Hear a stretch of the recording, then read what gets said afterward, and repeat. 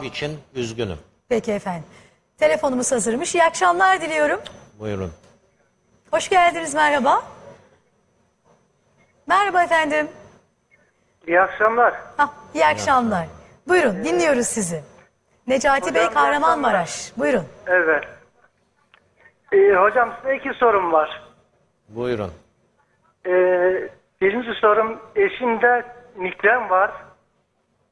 Ne var? Eşinizde Çok migren baş var. ağrıyor. Migren. İkinci sorum da evet. İkinci sorum, bende bir horlama var. Horlama. Horlama. Evet, doktorlara gittim. Maalesef herhangi bir çare bulamadım. Necati Bey kaç yaşındasınız? 49 yaşındayım. 49. Kilonuz ne kadar? 85. 85. Boyunuz? 1.82. Kilolu Hayır, değil. çok kilolu değilsiniz. Pekala. Hayır. Tamam.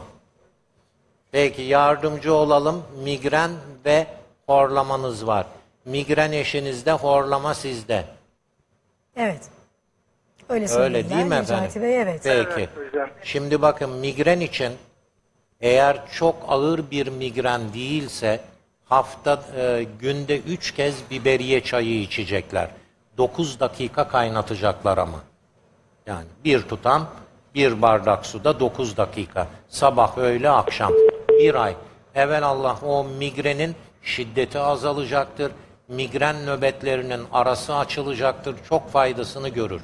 Ama kronikleşmiş, ağır bir migrense yapacağı şey düz yapraklı aslan pençesi.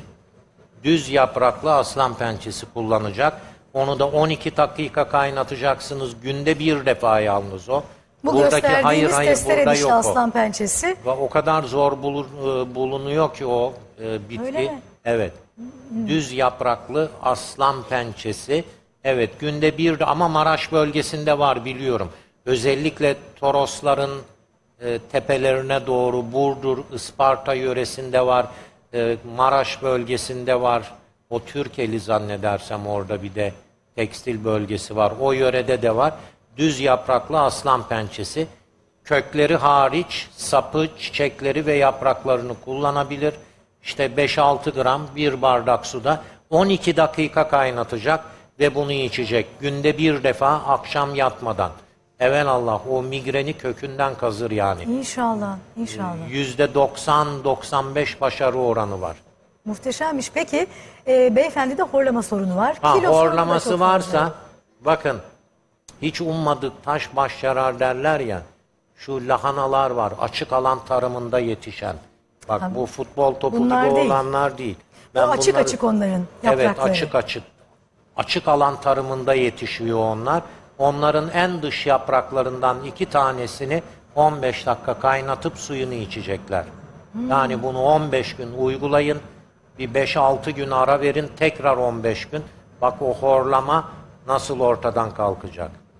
Peki, yani eğer Uyku bu apnesi varsa, ani uyanıyorlar ya böyle. Nefessiz kalıp korkarak, karısı nefesim kocası durdu. korkuyor bir şey oldu Evet, diye. bir şey oldu diye. Onda da sıkıntı evet, var. ona da uyku apnesine karşı da mükemmel bir çözüm getirir. Ama açık alan lahanası olacak. Pazarcılar, hep söylüyorum, onun en dış kabuklarını atıyorlar Zahide Hanım. Esas makbul Bilmiyoruz olan, tabii. evet. Peki.